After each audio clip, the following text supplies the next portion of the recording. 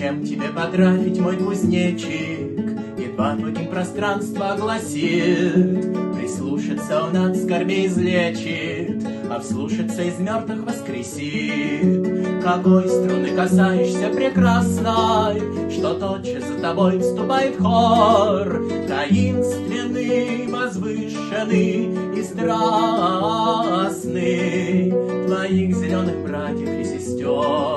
Таинственный, возвышенный и страстный твоих зеленых братьев и сестер.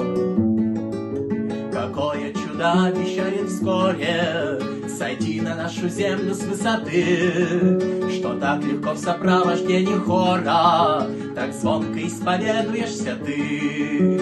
Ты тоже из когорты стихотворной, из нашего бессмертного полка.